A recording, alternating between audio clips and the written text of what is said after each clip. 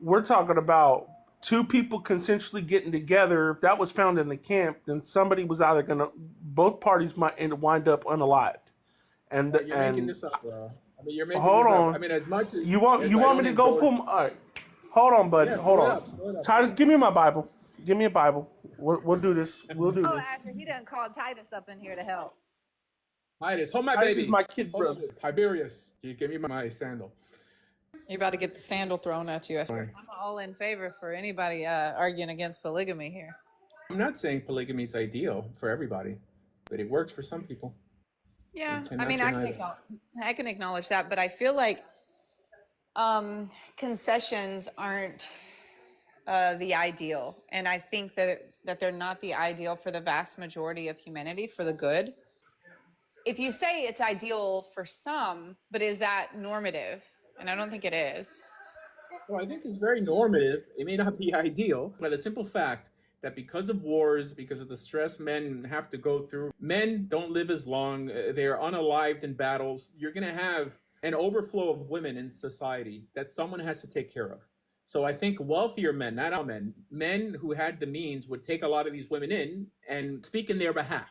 This is not just normal, but noble.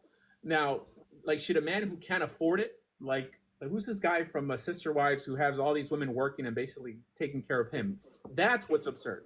But the idea that you're in some way providing community service, which is what we're doing nowadays by having like such a high tax bracket that you're basically paying for them while they hang out in singles bars. And so they're married to the government, who's essentially stealing money from you. At least like this, the woman could pay her debt back by being a sweet wife and cooking you a warm dinner. But either way, you're paying for it. All of the examples that you gave, it's reality. I'm not denying that. But I don't think that you would deny that it's, like, again, not an ideal world. Like, in an ideal world, according to the prophets, which I know we're going to disagree on that, but according to the prophets, in an ideal world, there's not war, right? War happens as a consequence of sin and exile and many other things, right? Okay. Yeah. So if that's the case, then you have a typical, birth rate, and you have a typical death rate, and you have a typical balance of male versus female. So you don't have this out of whack balance of, too many women to that of one man, which is what we find in Yeshayahu, right? When the women say, let us just go by your name, etc., so on and so forth, we'll pay for ourselves. So, yeah. Well, we have a shidduch crisis today in Judaism, and the average Israeli is not on the battlefield. A woman doesn't really have to be taught to become a woman or behave like a woman, while men have to be trained to be men. So, meaning you have a lot of men in society that don't want to get married, that are not interested in women, which that is less likely in the female species. I think women are ready from the beginning. I mean, they know what they want. They know what they're made for. A man has to be taught, and if not properly taught, he just plays video games all day and like remains Peter Pan. So because of that, I think we have this 80-20 rule that you have, 80% of the women trying to get with 20% of the men, not because these are the Andrew Tates in the world. It's just because the vast majority of guys have no game and don't want game. So from that perspective, what are all these single women supposed to do? So benevolent men would bring them in. Trust me, it's more of a burden to take care of 3 women, let's say, than to be committed to one. I mean, after the 3rd, 4th, 10th year, I think that's how we keep society moving forward. Or if not, I mean, someone's going to have to take care of these women, especially after their parents pass away. This is why we don't see the wandering eye mentioned amongst men in the Bible, at least in the Jewish Bible. It's never a thing. It's never like God is not saying, you know what, men are just unfaithful. He never mentions that in the Torah because it wasn't an issue. Yeah. Fidelity from a Jewish perspective is a man laying with another man's wife. This is why, like, if you read the book of Proverbs, that's all it's talking about. The book of Proverbs is telling you don't mess with other men's wives over and over again. No, I get that. But the fact that you equated that like it was analogous to there's no such thing as a man's wandering eyes in the Tanakh is crazy to me. You do know the very... Can you give me an example? I mean, can you give me an example? Yeah, like men just having frivolous, the I'm not S saying word. it didn't happen. Yeah, but is it ever called out?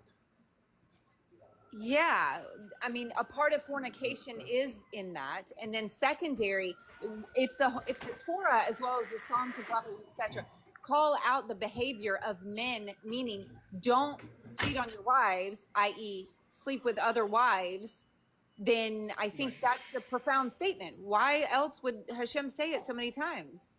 Specifically limited to married women that men shouldn't But sleep that's with still a married. wandering eye, though. Like, what are you No, I'm calling it? not saying that people back then didn't have it. I'm just saying that it's never called out or mentioned in the Jewish Bible, like an epidemic or anything necessarily that God is going to spend time trying to correct the world in. It seems like it wasn't an issue till monogamy. And you think this is because No. I'm not. I think I'm not even coming to a conclusion there. I'm just saying that it's just not mentioned. Like nowadays, because of this monogamous society, this is why we have such a high divorce rate, or for sure, it pushes the numbers up. you Yes, think because men can't have 4 wives, as if 4 would be satisfying. Who says? No, not I mean, more. I'm not saying. look. The men who typically cheat are the ones who in some way have more to offer financially. Those who have a big appetite, either in the business world and this and that, so they feel like I can take care of more than one woman. Not the average man. In a society where the woman typically instigates divorce, it's because when you live in a monogamous society, once a guy's eyeing another woman and the wife knows it, the first thing she does is try to exit with benefits because she knows that she's about to be replaced. However, in the polygamous world, no one's being replaced. You're just adding onto the mix, as weird as that may sound. No. I mean, this is just completely theoretical, but it makes sense. No, this is crazy. This is crazy. Brad, I'm gonna ask my husband. No, Brad, no. It's a trap. It's a trap. No, it makes no sense that you would. I don't know how you can say. I know so many men that cheated and are not well off with money. There's like, I don't know why you would make. We're gonna say well endowed. Yeah, I was, but I meant financially. Right. So I don't understand how you can make that assessment. Like, oh, only the rich men cheat. What? No, I didn't say only the rich men cheat. Or the Men majority. with greater appetites financially typically are the ones who will even bother trying to take care of another woman. Okay. Right. I have to ask him. What do I say? Here, I'll let you explain it. Honey, I want you to listen to this. Hold on. Okay, Asher, say it again. Okay. And So why? men in society who typically have more of a wandering eye are those with who make more money, who have a bigger appetite in the business world and everything, who are more competitive versus those who just play Xbox all day and aren't in the grind, right? Because we're more competitive, we're more desirable, and I'm saying we, you know what I mean, the royal we. So I'm just saying that it's more likely than those who are less competitive, less financially stable, and less active. So what do you think about that? So somebody that you're basically saying that somebody that sits around and plays video games and stuff like that are less likely to stare at a woman, or wandering. Right, or to even entertain bringing in another woman in his life. Basically oh, saying. what know about with polygamy? I mean, I would have to tell agree him how you with feel no, about polygamy. I'm not okay with the polygamy. I can't. Yeah, I mean, in this, So Asher is equating. No, see, that's not the same thing that you said. A go-getter man is not the same thing as a man that would desire multiple wives, but he's too lazy to do it. You got to move the goalpost. You first said, Asher said, men that are more financially stable, more wealthy, typically are the men that have the wandering eye, the men that want multiple wives. He's shaking his head. No. No. I mean, Yeah, or anything, more cars, more motorcycles, more money, right? It just seems like it would make them more desirable to the more opposite. motorcycles, more money, more women. Can I have a few things I would like to get in on this conversation. Did you hear him? Oh, did you hear him? No, say that again, really fast, and I'll shut up. Say it again. I said you probably see them more Because looking because you pay more attention to them looking. Oh, because you see what you see. Do you know what I mean? Like, if that's your I want to ask. One, I want to say this. I concede to you, Rabbi Asher. Um, there's some things that I'm not go into responsible it if you get a divorce, by the way. as, But this is the huh? disclaimer. If anybody gets a divorce because of this show, don't hit me up for any Oh alimony. no, Yeah. no. But I will concede to that. The other thing I wanted to say, the other thing I wanted to say is, let me ask you a question. Does God set the example? It's a stretch, bro. It's a stretch. I I understand the I'll say it like comparison you're making, this. but it's not the Torah like I this. would rather. God commands people sometimes. Here, just look up the Levirate marriage. The Levirate marriage shows, right, that God expects men to have multiple wives sometimes. Sometimes, all right, it's expected. Our patriarchs had multiple wives, and God blessed them and never said, hey, Jacob, I mean, how about 10? Regardless, the Torah is not against the concept. It's beneficial in the Torah in certain times to have more than one wife. God never condemned anyone to have more than one wife. All our patriarchs had more than one wife, with the exception of Isaac. I don't know what all the beef is, just because society has become hyper feminized, that we're gonna allow Oh the no. interest or the jealousy of women to destroy families, because that's essentially what it is. I would cut divorces in half if society would allow polygamy. It would cut divorces in half. At least. Okay, why in half? That's 50% large. I have my personal opinion. I have my personal opinion on that. I think the person believes this: if a man will submit himself unto God, then you would cut divorce rates in half. You're Simply preaching. because if, Come on, even huh? Christian people get divorced, bro. I mean, No, they do, and you know what? Hey, Trinitarians are technically theological polygamists. right? No, I One God agree. is not And enough. that I mean, there needs to be I three in the know. mix. Titus, get a notebook. He doesn't really care to talk about that topic, Bible truth. That's Oh, I have to do like a live that's just for the boys, because it's hard for guys to answer when their females like listening. They're like, "You better say oh I'm my enough." Lord!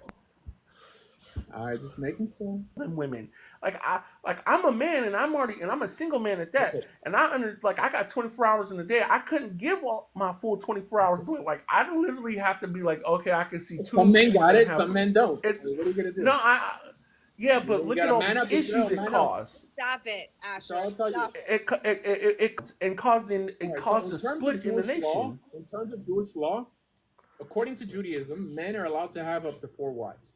That's Jewish law, halakha. I'm not saying Jews practice this nowadays. It's limited to 4.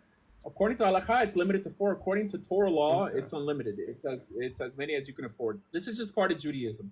I'm not telling people to do this, but everyone always, it's like there's women in the room and they're trying to change the trend in the Torah. However, when they find themselves single, living off the government, right, and our taxes going to the roof, which they don't starve in the street, then for some reason, having that position means never having to say you're sorry.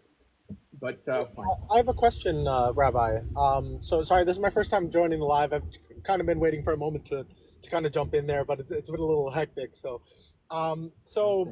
are there like stipulations to having multiple wives though? It's not like you can just have multiple wives because you choose to, right? Like you have to, like you said earlier, right? You have to be financially able to take care of the multiple wives, right?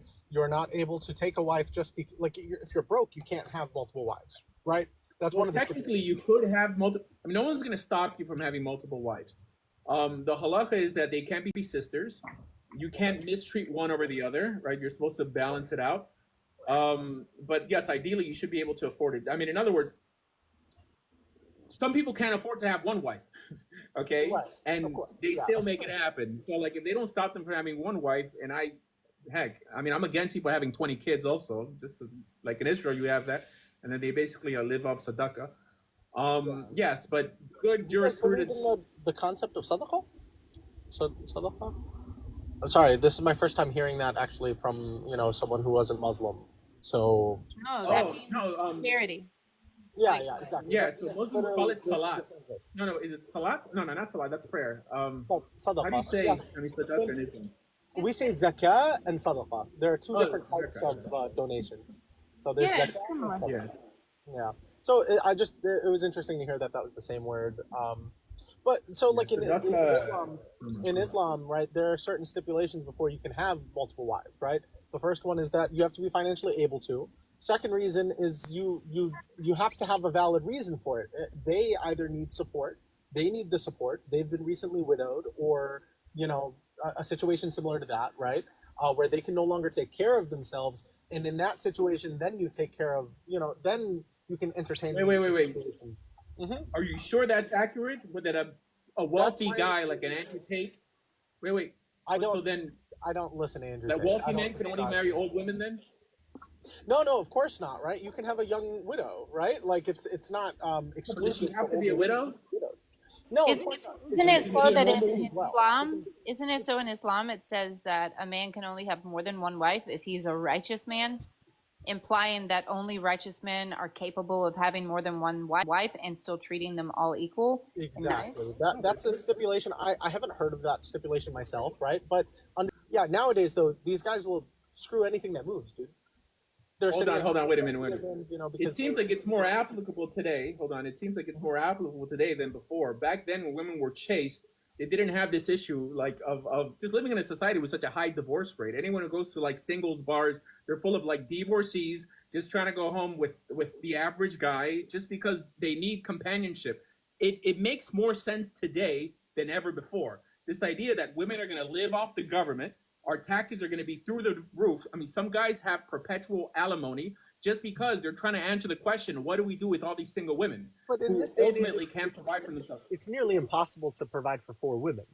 Right, No, it doesn't have to be 4. It doesn't have to be 4. Right. Of course.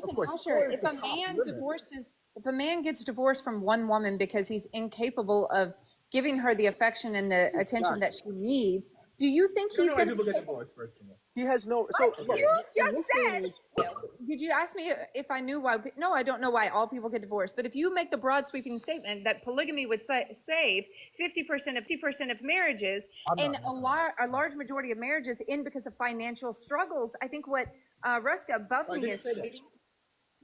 Okay, so I don't believe the vast majority of marriages end because of financial struggle. The vast majority of marriages, I think, right, end because when a man has this wandering eye and then the wife finds out about it, the only logical conclusion is that she's about to be replaced. If there was another cultural option, then she wouldn't leave. She'd be like, well, my man's not going to leave me. He's just going to, like marry another woman. So I'm not saying it would stop all divorces, but it would help a lot. Big time.